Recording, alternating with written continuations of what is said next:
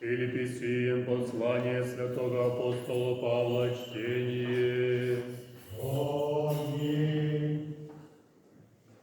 Братья, сие да мудрствуя в вас, еже и во Христе Иисусе, и же во образе Божий Сын, не восхищением, не пщева, быть равен Богу, но себе умалил, зрак раба приим, подобие человечествием был, и образом обретеся, яко же человек.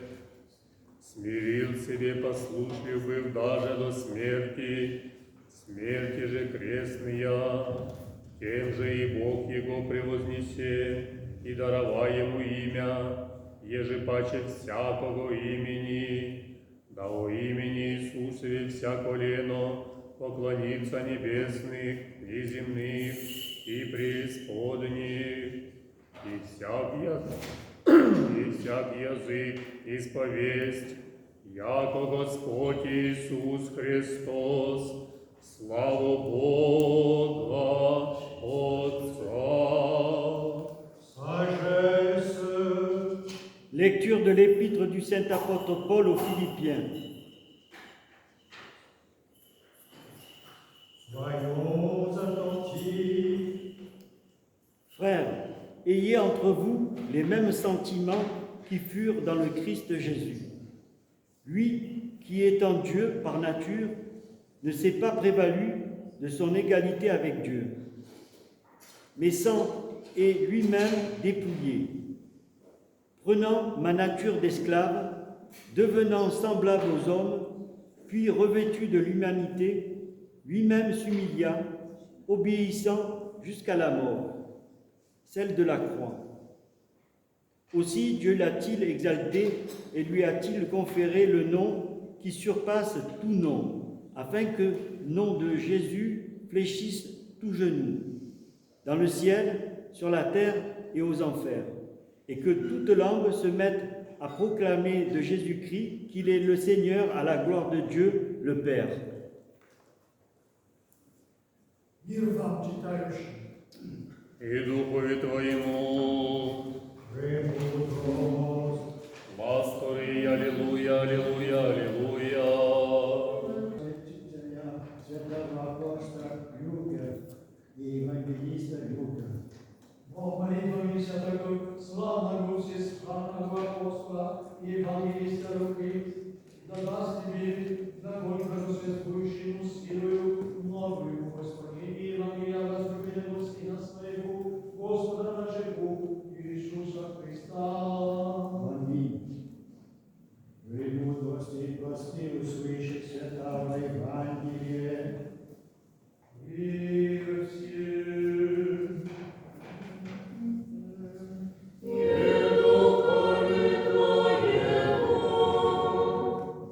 Вот любви святого Бога честь, благовествование, чтение.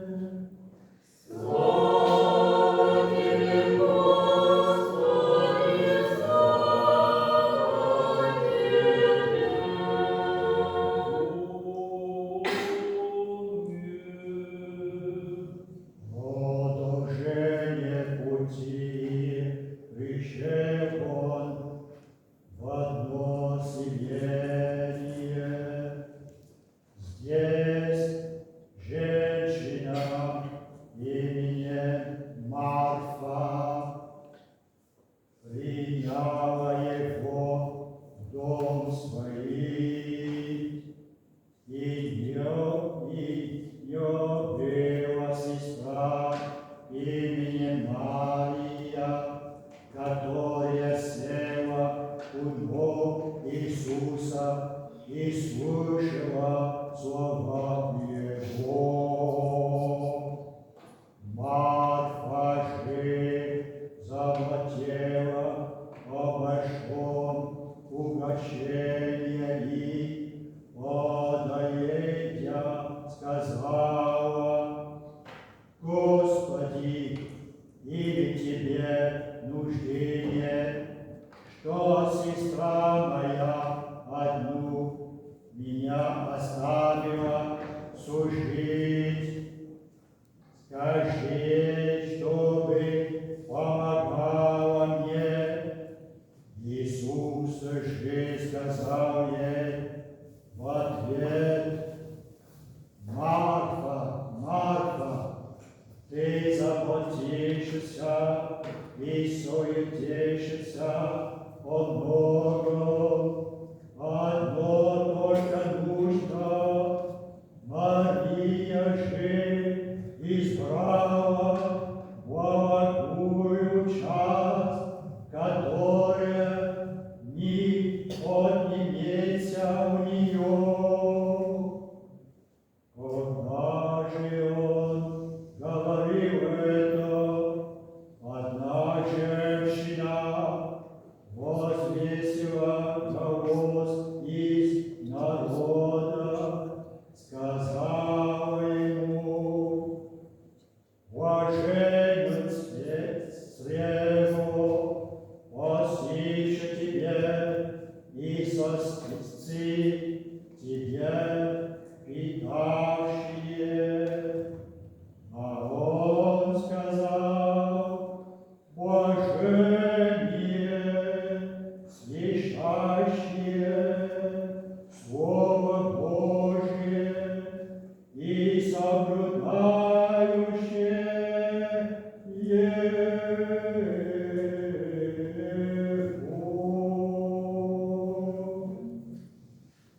Lecture de l'Évangile selon Saint Luc.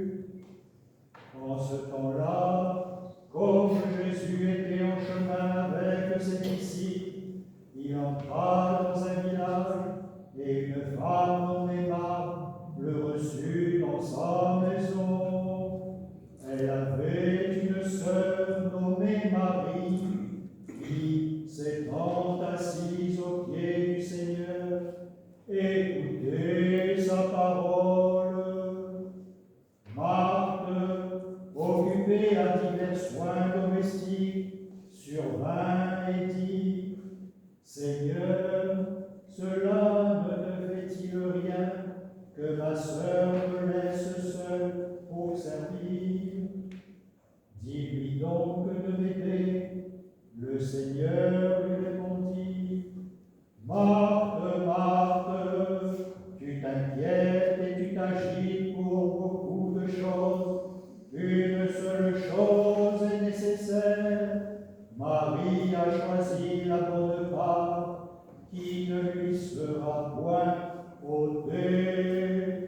Tandis que Jésus parlait ainsi, une femme élevant la voix du milieu de la foule lui dit: Heureux le sein qui t'a porté, heureuses les mamelles qui t'ont allaité. Et il répondit: Heureux plutôt ceux qui écoutent la parole de Dieu et qui la gardent.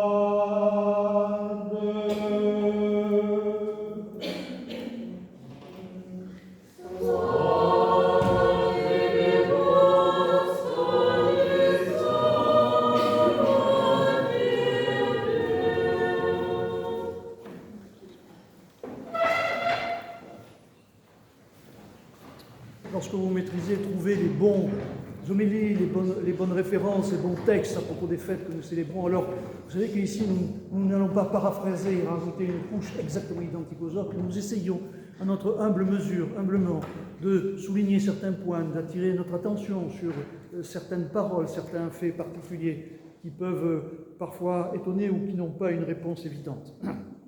Alors aujourd'hui, je voudrais attirer votre attention sur deux éléments de cette fête de la Dormition de la Mère de Dieu, la Dormition de la Mère de Dieu qui clôt un cycle. La Dormition de la Mère de Dieu, c'est la fin de l'année. Toute l'histoire de l'Église commence avec l'histoire de la Vierge Marie, avec sa nativité que nous allons célébrer début septembre. Et toute l'année, c'est semblable à la vie de l'Église. Et l'histoire de l'Église se clôt à la Dormition de la Mère de Dieu qui clôt le cycle annuel de l'Église. Et il y a deux choses qui sont assez étonnantes dans cette fête et sur lesquelles on passe rapidement souvent, c'est la présence des 12 apôtres. Vous voyez sur l'icône de la Mère de Dieu que vous avez en tête, l'icône de la Dormition, elle est représentée entourée des 12 apôtres. Et puis il y a le Christ qui vient la chercher. Alors c'est elle et c'est pas elle, voilà. Alors il y a la question des 12 apôtres et la question de la mort de la Mère de Dieu, que je voudrais un petit peu souligner. Alors il n'y a aucun écrit à propos de ces événements, à propos d'autres aussi, mais en particulier à propos de la Mère de Dieu, il y a très peu d'écrits dans les écrits officiels de l'Église, et surtout en particulier dans les évangiles, et aussi dans les actes des apôtres. Et là, à propos de cette dormition, il n'y a rien. Rien de rien. Il y a la tradition. Il y a la tradition. Il n'y a aucun écrit, mais... donc il n'y a aucune déclaration textuelle, il n'y a aucune inscription textuelle dans les références de l'Église. Mais souvent, l'Église, dans sa sagesse, en dit beaucoup et tout autant que par les textes, par ses silences.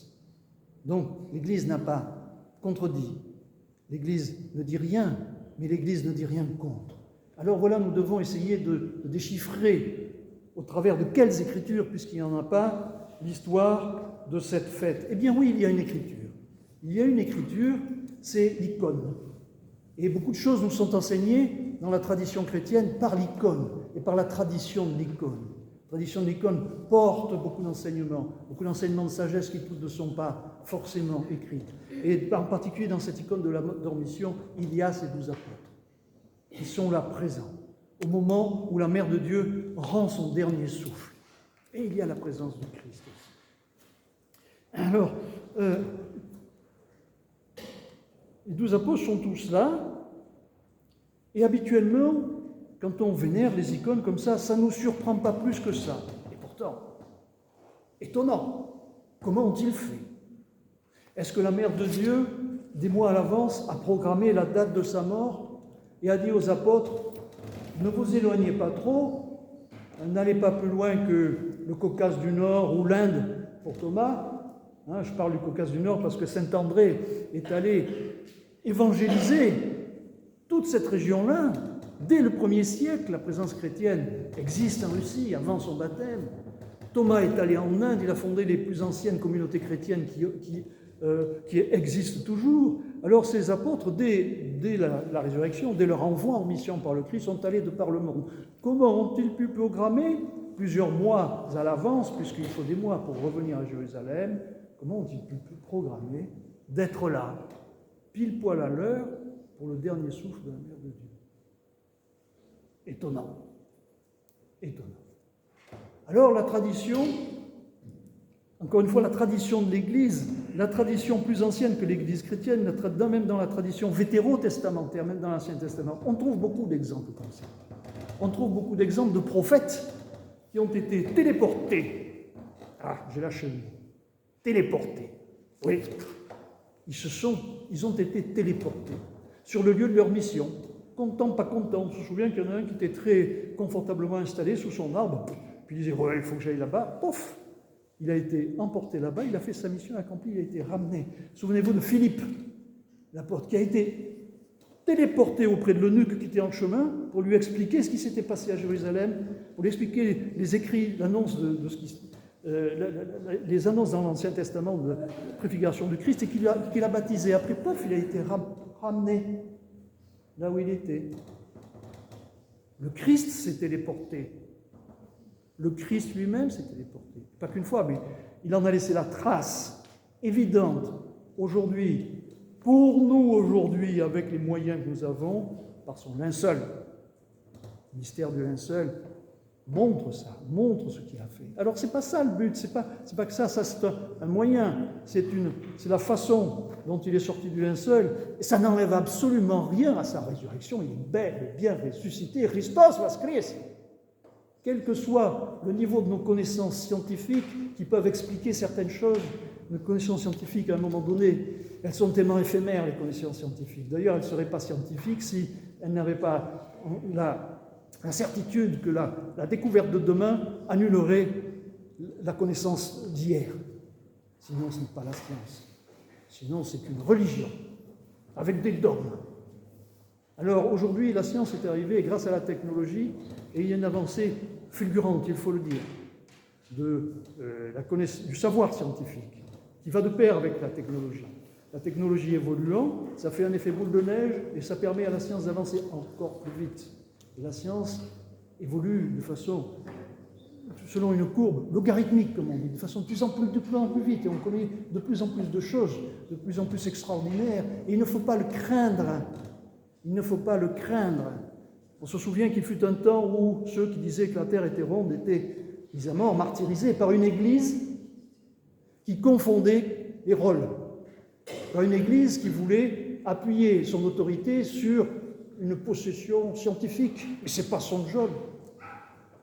Quand une Église fait ça, ça veut dire qu'elle est perdue, elle a déjà dévié, elle est déjà déviante, elle s'est détournée de sa mission première et de la connaissance et de sa foi, de la prière, du service de l'autel. Elle s'est détournée. Si elle ne s'intéresse plus, elle n'a plus pour moyen de fonder son autorité que certains savoirs scientifiques qui s'y éphémèrent.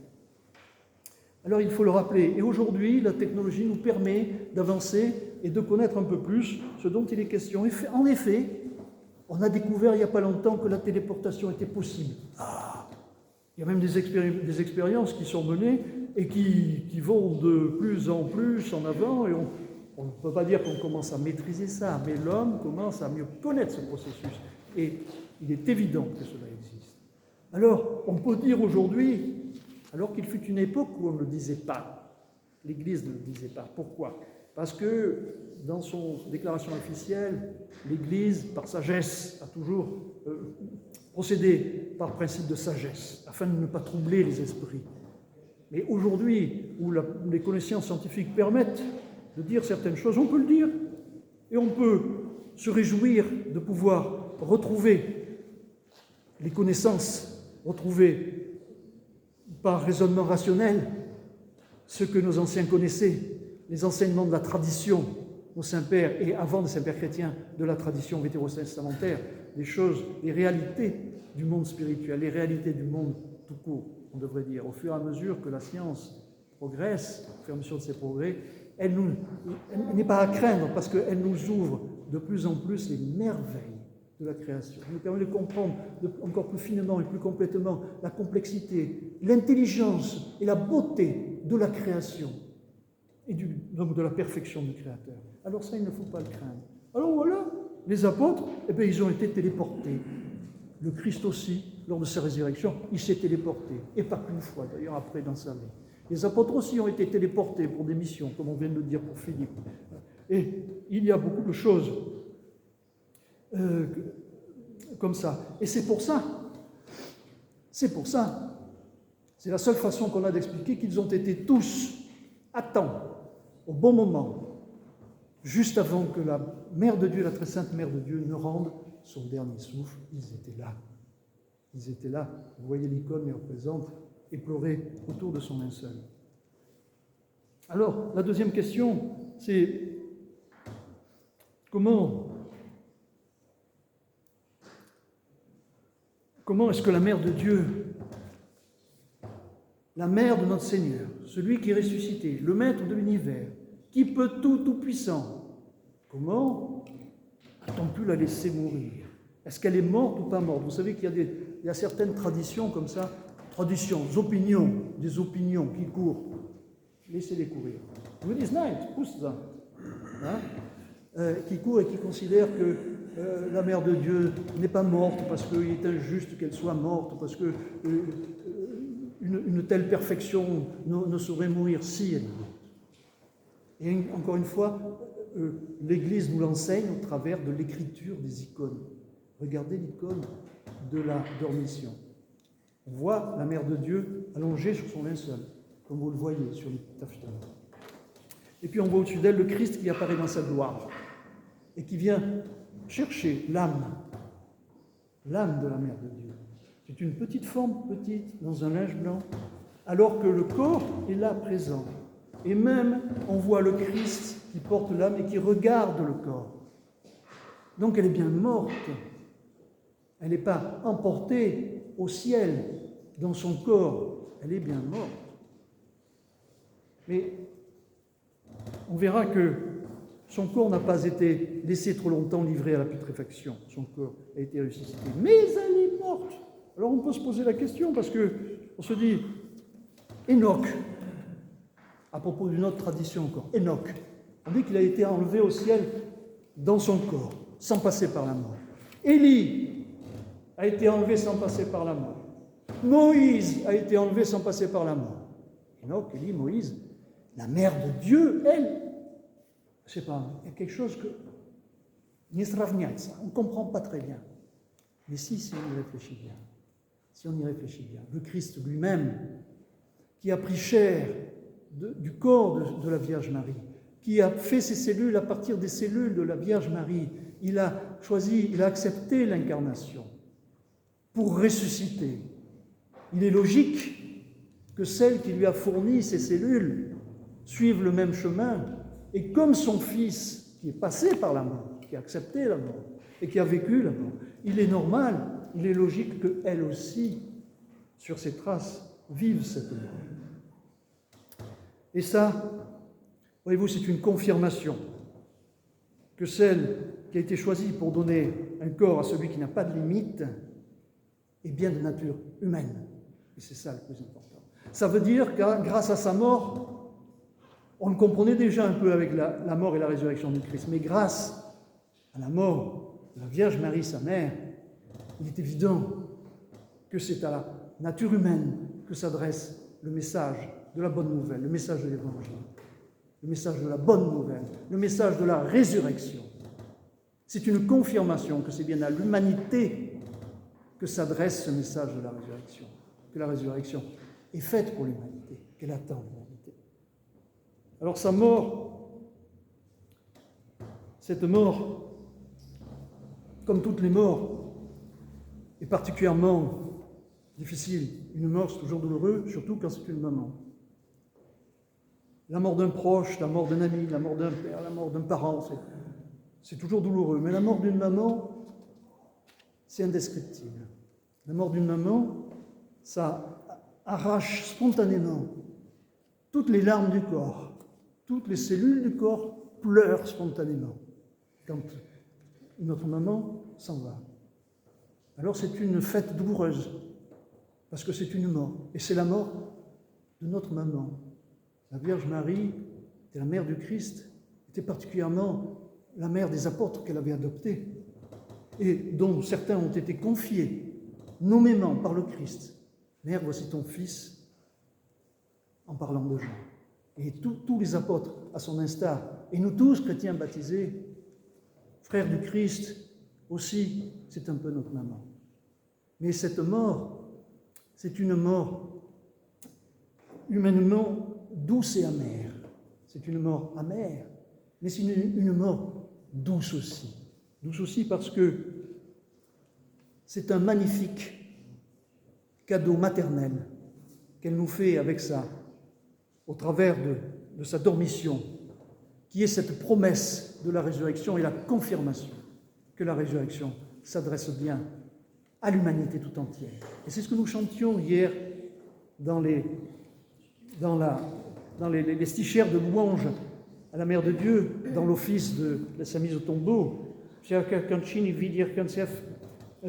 Широка заповедь Твоей придите верные святому гробу Господа, и все чистые Его матери поклонимся со страхом и радостью. Поклонимся со страхом и радостью. Alors que la très sainte Mère de Dieu, dans son amour maternel, met sur nos cœurs, les cœurs de chacun d'entre nous, le baume maternel de la consolation d'une caresse maternelle, pour nous conforter devant l'épreuve de la mort. Toi qui, dans ta dormition, n'as pas quitté le monde, toi qui, de la vie, est passé à la vie, par ton intercession, sauve nos âmes de la terreur de la mort. Très sainte Mère de Dieu, aide-nous. Amen.